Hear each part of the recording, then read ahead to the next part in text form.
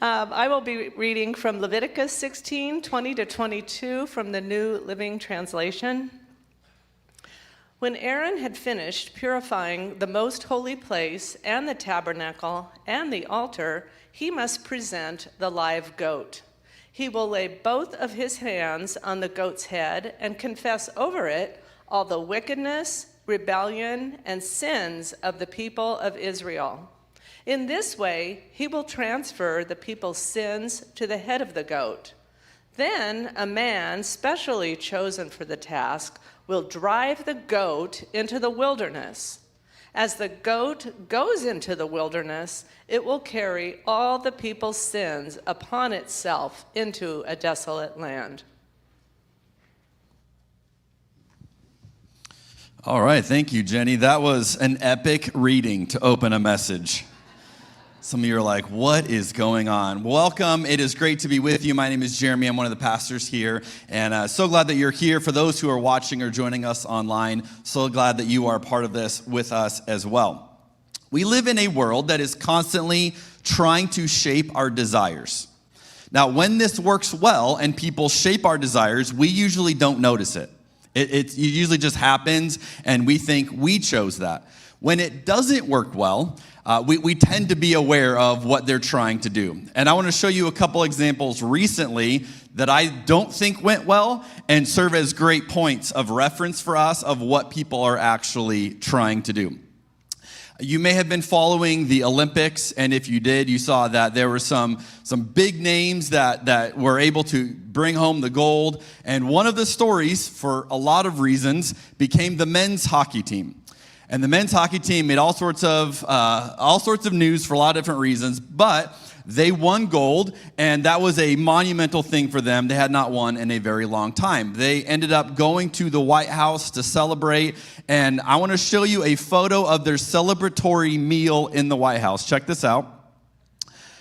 I don't know if you've seen this before, but that is the hockey team enjoying McDonald's as their celebration. You won gold. Here we want to celebrate. But a few things I want to point out, and I don't know if you can see these from where you are. I want you to notice, number one, they have water bottles. They don't even get sodas to drink with that.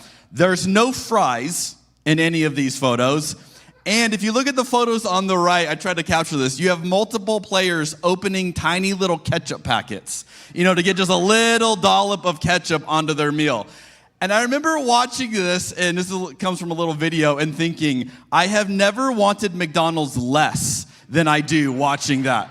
This did not work at all. I felt so bad for them of this is your celebration meal. Something went wrong. This does not look appealing. It just does not make me want to run out to my local McDonald's to go celebrate anything happening in my life. And yet, if you've been following McDonald's, that's not the only thing that they've been struggling with recently. In fact, the CEO decided he was going to make a great promotional video to really hype people up. I want to show you a couple images from his video. If you see the image in the middle, that's literally the face he made eating his own burger, which he referred to as a product. Right? Not a great look if you're trying to convince us that you love your food to call it a product. But then the thing that everybody mocked him for is, if you look on the right, he was talking about how big of a bite he's going to eat for his lunch. And then people literally I have to zoom in to see if I can even tell that a bite was taken out of this. I mean, it is the most microscopic, tiny little bite. But what we see in both of these examples, McDonald's spends millions and millions and millions of dollars trying to convince you that you want to eat their food. Now, when it works well, you don't realize that this is happening to you. When it doesn't work well, we're like, whoa, what is going on? What is that? But as I want to show you today, this isn't just marketing. This isn't just what some companies do. This is actually how human desire works. This is actually how our psychology works, and it happens in more than just what we decide to buy with fast food. Now, today we're continuing in a series that we've been in called Cross Vision, where we are looking on the cross and what kind of a God do we see. revealed in the cross. And when we're talking about how do we make sense of atonement theories, or why did Jesus have to die? How does Jesus' death affect us? What is going on there? And we've been exploring that there are a variety of ways to look at this, that the New Testament writers offer a variety of ways, and we've been exploring a few of these. In week 1, we talked about how some of the Gospels present this very differently from one another, and when you look at what they're doing, you realize they're presenting this through a different lens, through a different filter. Last week, Chris talked about therapeutic atonement and the idea of God healing us from the effects of sin, which might have been very liberating for some of you to go, wow, I've never thought about it like that. Today, I want to share with you one of my favorite views of atonement that I think is incredibly intriguing. This is called the mimetic theory of atonement. It's coined by a guy named René Girard. And René Girard, this is his photo. This is what the word looks like if you were trying to picture it.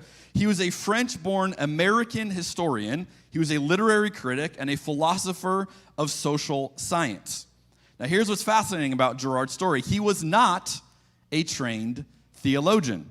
In fact, before he developed his theory, he wasn't even a Christian. He was a professor teaching literary classes.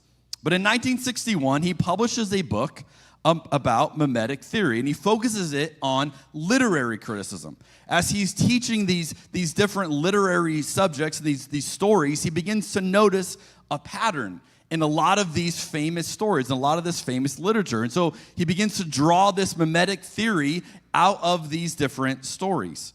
Then 11 years later, he takes his theory and he applies it to anthropology. So he starts to figure out, how does human behavior, how is that affected by this same idea? And he begins to expand on that. And then 6 years later, he writes his magnum opus, and he applies it to the Christian scriptures. And this is where mimetic theory really gets fascinating.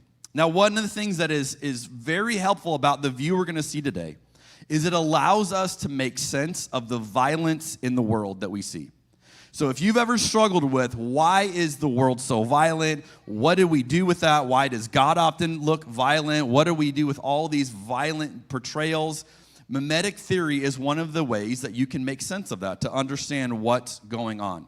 Now, I was trying to figure out, this is a huge theory. I was like, all right, how do we make this palatable for a morning discussion? So I'm going to give you 3 pillars today of this thinking to help you kind of walk through the basic tenets of this idea, and then we'll see why it matters. So pillar number 1 of this is what he calls mimetic desire, okay? And the idea here is that human desire is not autonomous. We don't just want things on our own, that we actually learn our desire. And according to Girard, we learn our desire from other people, that we are influenced by those around us into what we want. So we imitate not just the actions of others, we imitate the desires of others, which is why if you see your neighbor get a new car, suddenly you might think, I kind of wonder if I got a new car. What would that be like if what would I get? Or I've never thought about getting a new car. What happened there? Their desire is shaping you. Or have you had it where your friend gets that latest and greatest iPhone, and all of a sudden you start to look at your iPhone and you're like, man, mine's kind of getting old. What happened there? You saw their desire and it began to shape your desire. Or have you ever gone to someone's house and you're like, this is an incredible house, incredible where you live, and then you go back to your home and you're like, I think I need to move? Like, you ever had that feeling where like, wow, I don't have the same feeling that I had in their home? Well, all of this is the ways in which our desires are shaped by people around us. And this happens in all sorts of ways, often ways, again, that we don't realize. And one of the things that I often do is I host conversations about God over a glass of wine. And so I do events, I do a podcast about this. And so a lot of times I'm having these conversations with a glass of wine. And I've noticed in people that there is something about watching someone else enjoy a glass of wine that is appealing to most people. And so even if they don't understand wine, and a lot of people would say they don't, they like watching someone enjoy it. Whether it's swirling it or sniffing it, there's this like mystique about it, right? And I've noticed this in people in these conversations. Now, here's what's funny. You might go, well, I'm not a wine person, but have you ever wished you were?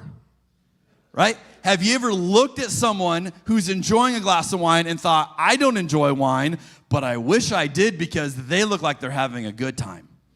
That's mimetic desire. Or if you say, well, wine's not my thing, how about coffee, right? Have you ever watched people talk about coffee? And there are coffee people, right? That like, this is what, they were born to drink coffee. Like that's what they're here for. Have you ever watched someone like that enjoy coffee and thought, I wish I enjoyed coffee like them, right? It's not just the coffee. You want the desire for the coffee that the way they have it. And this is how mimetic desire works. Now, this is not necessarily a bad thing. In fact, we would say this is what makes us human. This is how we learn languages, right? Think about a kid learning a language. You begin to imitate sounds that you hear. Or you begin to connect, hey, when this happens, I hear this sound, so I'm going to start making that sound when that happens. This is how children learn language. It's how we form culture. Culture is when we get together and we say we're going to imitate these same things together and we're going to do it regularly. We call that culture. In fact, most of the things that you've ever learned, you probably learned them through a desire being shaped by someone else, by imitating someone else in some way. And so Girard, as he began to study these, again, beginning with literary stories, he began to realize that our desires are shaped by one another in significant ways. Now, this leads us to the second pillar, which he called the scapegoat mechanism. When we want the same things, when our desires are aligned together, we can end up with a scarcity of resources and opportunities because we all want the same things. For example, one of the things that I love are old school typewriters. Now, I'm talking like typewriters from the 50s and 60s. Like this one is an Olivetti Latera 22. This is a beautiful Italian typewriter. I own one of these, and this thing is so amazing. But here's what's fun about typewriters. They don't make these anymore. They don't make anything like this anymore. If you go on Amazon today and you go, I'm going to go buy a cool typewriter, you are not buying anything like the quality of these from the 50s and the 60s and some of these earlier models. They just don't make them like that anymore. In fact, did you know, because I know this, there's only one official typewriter repair shop left in the state of Arizona. There was previously two, and the guy recently passed away of one of them. So we're down to one. This is a lost art of a lost window of time. They are not making these anymore. So for someone like me, I have 4 different typewriters. I love them. I use them. They're not just for decorations. I think they're so cool. But here's the deal. Let's say that I can get you as excited about typewriters as I am. If I'm successful in that, then you want to go start buying typewriters because you're like, this is super cool. And guess what that means? There are now less typewriters for both of us, right? I've created a problem because I have shown you a desire, and if you look at that desire and you go, I like that, I also have that desire, then you pursue the same thing. Now we have a scarcity. Now we have a problem. And Girard began to realize that when mimetic desires are shaped together in communities, they often create conflict. Because we begin to see the people around us as competitors. Because now we desire the same things, and there's only so much to go around if we desire the same things. Scarcity leads to rivalry. And rivalry will threaten to rip a group apart. And so this is a problem for any sense of a community. If you want to build a community and you begin to have rivalry emerge within the community, you have to find a solution to that rivalry. Well, the solution that Girard realizes is often picked is what he referred to as the scapegoat mechanism. Now, Jenny read to us the passage where Girard got this from, which is Leviticus 16. Now, you might have listened to her read that and go, this is a strange passage. And I think Jenny felt a little weird reading it today. But you did great. But Leviticus 16, literally the community is symbolically placing the guilt of the community, of the humans, onto a goat, and then leading the goat into the wilderness. I mean, it is a bizarre, like, what are we doing? And how on earth does that solve anything? But they were onto something then, and Girard realized, oh, we still do that today. We have to realize if we've got tension, we have to blame someone. And the someone we blame is the scapegoat. Now, we can just assign blame to that person, but often, if you read throughout history, it goes beyond blame, it goes to killing. Oftentimes, we're going to harm that person, sometimes to the point of death. Now, it's important, one of the things Girard noticed is that when people participate in this scapegoating mechanism, one of the things that is a key ingredient is that they believe that the victim is guilty.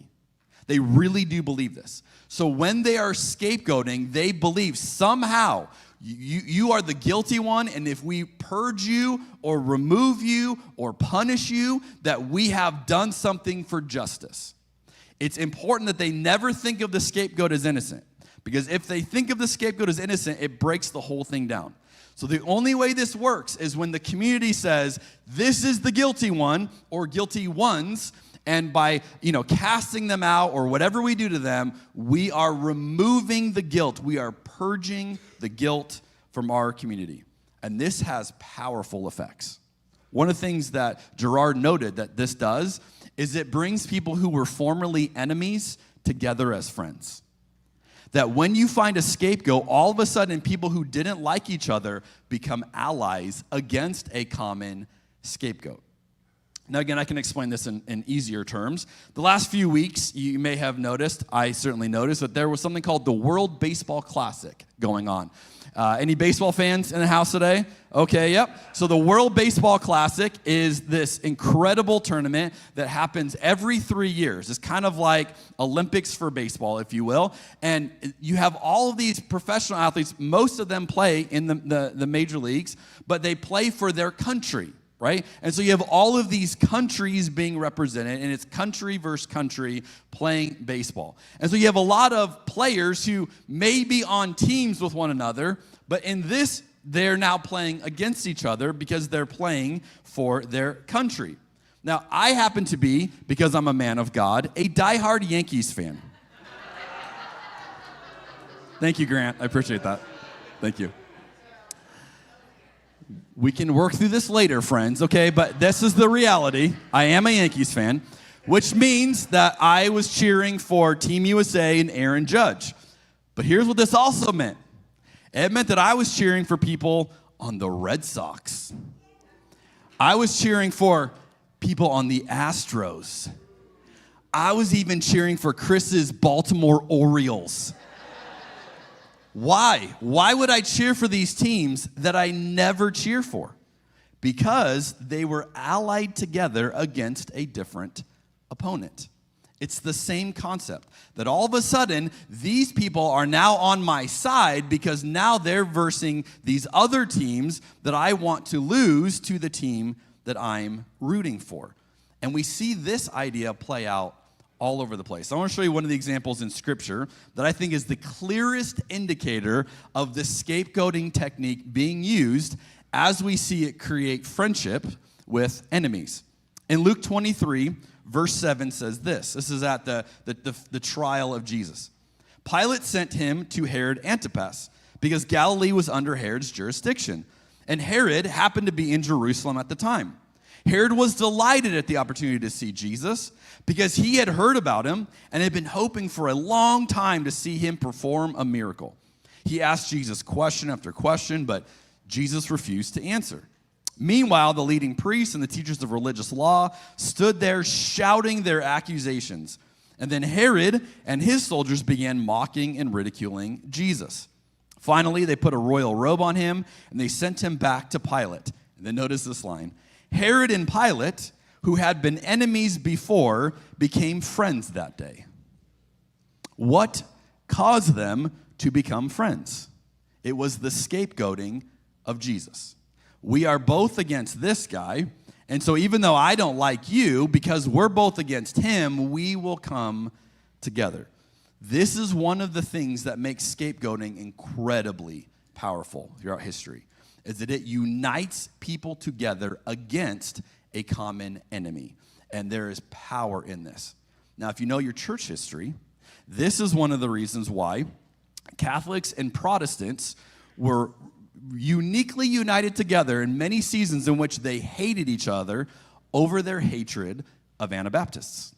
So if you know the history of all this, you know that Anabaptism was one of the few things that could unite Catholics and Protestants together because they both hated the Anabaptists.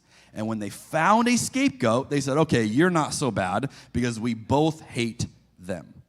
So again, this is all this mimetic theory of atonement playing out throughout the scriptures and throughout history. Now, Girard started as a French atheist, but he began to see the role of world religions as a scapegoating mechanism.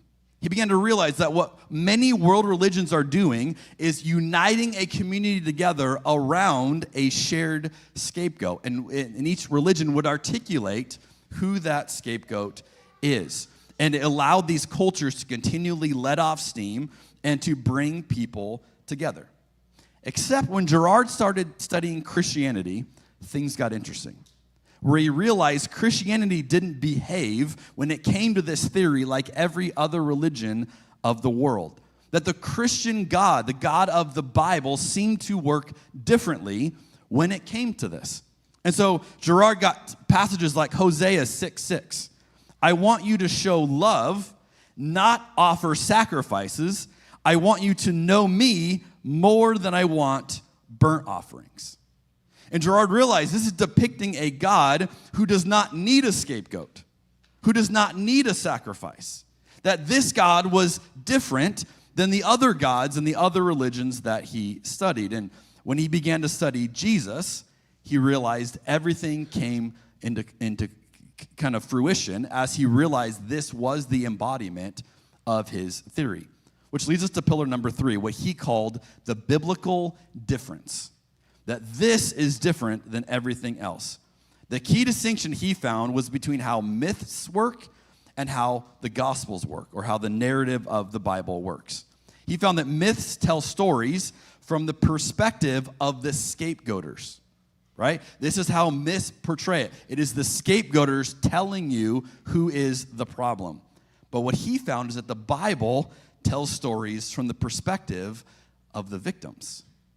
He began to realize that the Bible was doing something different than what these other religions were doing. That myths justify the killing, but the Bible kept undoing the justification. So Abel's blood cries out to God from the ground. The story becomes about Abel's blood. Or Job insists on his innocence against a community that assumes he must be guilty. And yet Job is the innocent one in the story. Or the Psalms are full of the scapegoat's voice, the one who has been suffering, the one who has been the victim of violence and oppression. The prophets take the side of the victims, often against the sacrificial system or those in power. And then you get to Jesus, and you have numerous examples, like when a woman is caught in sin, and she's guilty, and Jesus invites whoever is sinless to cast the first stone, and completely flips the narrative. See, Girard began to realize that Jesus was the fulfillment of the scapegoat. And when he saw this, all of these ideas began to click into motion. I'm going to show you John chapter 11, verse 47. This is probably the easiest way to see this at a glance of what is going on with Jesus as a scapegoat. John 11:47 says, Then the leading priests and the Pharisees called the high council together. What are we going to do? They asked each other. This man, Jesus, certainly performs many miraculous signs. If we allow him to go on like this, soon everyone will believe in him. Then the Roman army will come and destroy both our temple and our nation. Now Caiaphas, who was high priest at that time, said, You don't know what you're talking about. You don't realize that it's better for you that one man should die for the people than the whole nation be destroyed. That is scapegoating rhetoric 101. It is better for one man to die than for all of us to suffer. Now, notice, he did not say this on his own as high priest at that time. He was led to prophesy that Jesus would die for the entire nation. And not only for that nation, but to bring together and unite all the children of God scattered around the world. So from that time on, the Jewish leaders began to plot Jesus' death. It is the scapegoat mechanism. Now, Caiaphas, the high priest, is ironically right. It is better for one man to die than for the sins of many. This is what mimetic theory of atonement argues. But he did not realize that Jesus was innocent. Now, again, this is one of Girard's pillars. He has to believe Jesus is legitimately guilty, and Caiaphas did. And this is how the scapegoating mechanism works. So Jesus didn't just die for us, Jesus died as us. The scapegoating is another way of looking at that. He took the scapegoat position that humanity has always picked for its victims, and Jesus entered it willingly. And said, if you need a scapegoat to blame to bring you together, I will be the scapegoat. I will be the one. I will offer that. I will offer you a way out of this cycle. Now, in Luke 23, verse 34, notice what Jesus says on the cross. Father, forgive them, for they don't know what they're doing. Jesus seems to be very aware what they're doing. But as he looks at what has led to this, he realizes they don't understand what they are doing. The God who never wanted sacrifice becomes our sacrifice. Not because God needed it, because humanity needed it. Now, early in his career, Girard became a Catholic as he studied this. He realized that Jesus was the way out of the problem that we have seen all throughout history. And so his faith deepened as his theory continued to develop. So if the cross is violent, it's not because God is killing Jesus, but because God absorbs our violence. God enters into it on our behalf.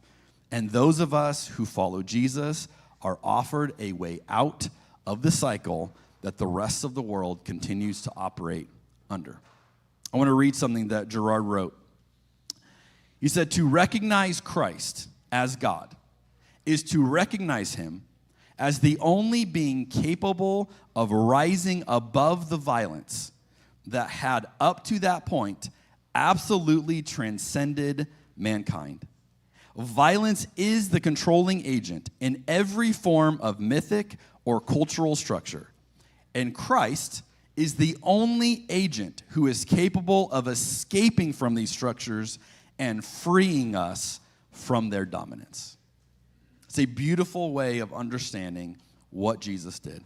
That God took the side of every scapegoat that came before and every scapegoat that would ever come after. Which means, for you and I, that following Jesus is not just believing something about the cross. It is choosing whose side we will be on when the scapegoat mechanism starts working again. Because we have seen what Jesus has done, when we see humanity fall back into the same pattern again, we know we choose the side of the victim. And right now, there are people in our world who are being told they are the problem. Scapegoating is alive and well in our culture today. They are being told that if we could just remove them, things would be better. That the anxiety and the scarcity and the rivalry that we have experienced would be resolved if we could just take care of them. And yet Jesus died as one of them. Jesus died in their position, not with the majority. And so the question for us today as we close is not whether or not scapegoating is happening. It's whether you and I can see it clearly enough to refuse it. Whether we have eyes to see this pattern happen over and over again, and we can be the ones to say, we will not participate in this. Whether we will have the courage to stand on the side of the victim who is being scapegoated by the majority, even when the crowd is going the other direction. Friends, that is what it means for you and I to follow the last scapegoat. Let's pray together. Jesus, as we explore a different way of understanding what you've done for us, not that you paid a price to God, but that you entered into a broken and flawed system that we are trapped in, of needing someone to blame to make us feel better. You entered into that and took that blame.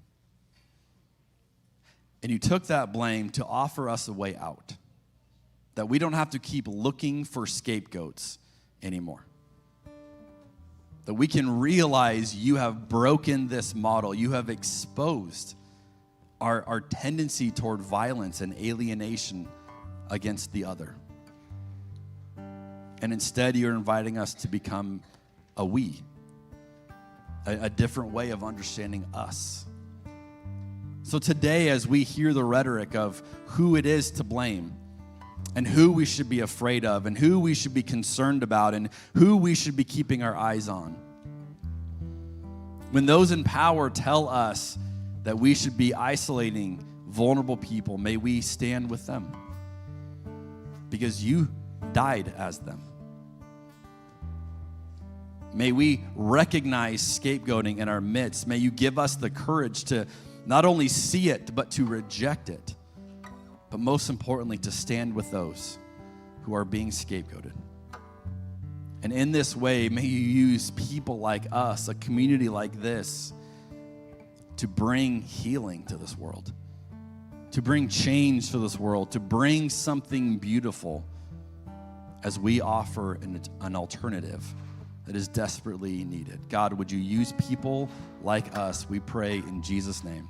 And all God's people said, amen.